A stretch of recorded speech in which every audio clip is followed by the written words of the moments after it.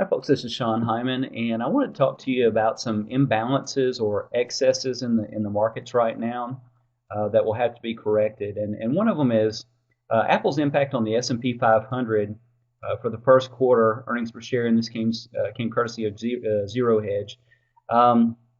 Is 36% of the S&P 500. So this blue area over here is Apple's share of the whole S&P 500 earnings, and every other, in other words, 499 other companies make up this portion. Here's another way to look at it in bar graph form and here in pie form. But that's something that's got to change. It also shows you the weakness in the overall S&P 500 that is being distorted by the superb earnings of that Apple has had. Another one is Apple constitutes 40% of the NASDAQ volume right now. So, I mean, that's an excess, and that's something that's unsustainable as well. Everybody's playing the Apple game right now, and that party will run out of steam, probably not too far off. And all stock indexes around the world are up year to date, except for only 4 of them.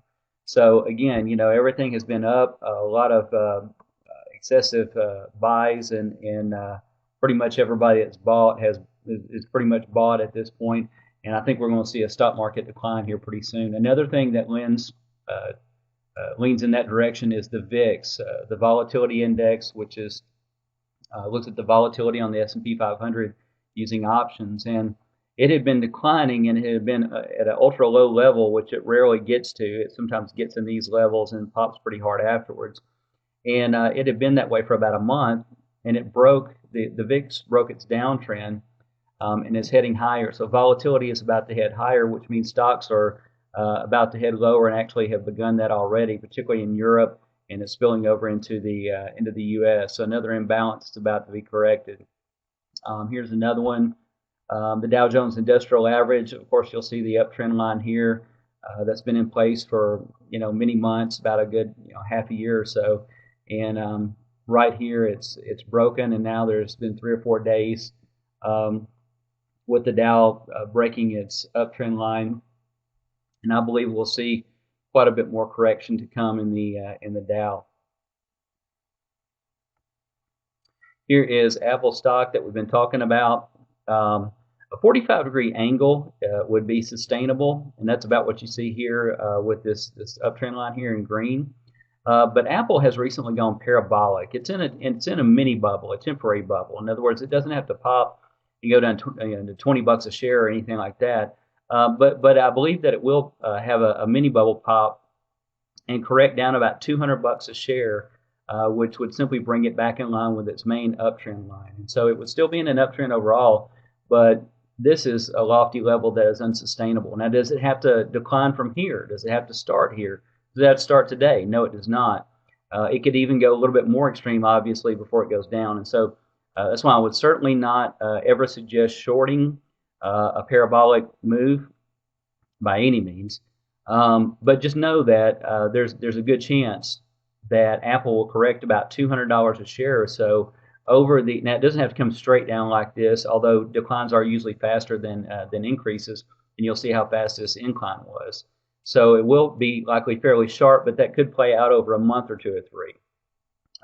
Then again, some declines happen within 30 days. So, but I do expect by the time summer, somewhere between by the time summer has begun and ended, for us to have shaved off, 200 points, $200 a share off of Apple's stock price. When that happens, there's so many hedge funds and fund managers involved in Apple, not to mention a ton of retail investors, that when it shaves off, essentially a third of its value like that, it's going to scare the heck out of a lot of people. It's going to margin call them out, stop them out, scare them out, and that's going to have a big impact upon the major U.S. stock market indices like the S&P 500, NASDAQ, etc.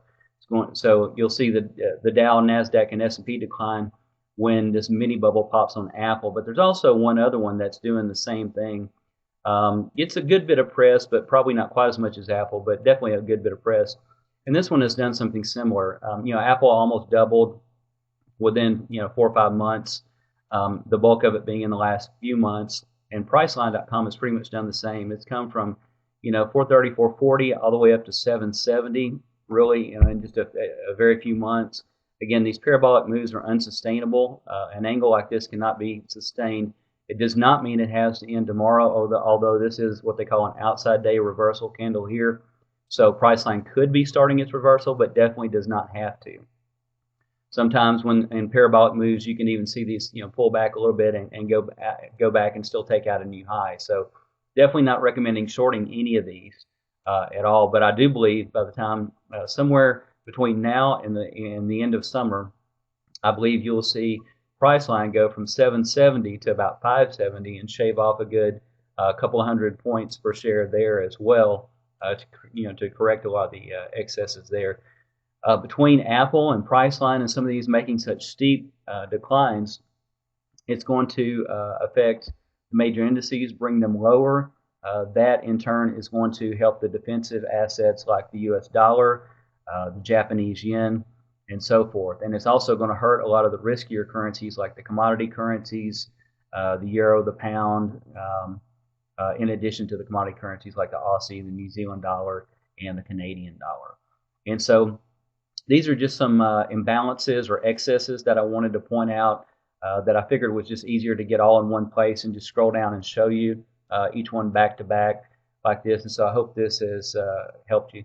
Thanks so much for watching. And if you'd like to find out more about our services, feel free to click on the link below. Thanks so much, and bye-bye.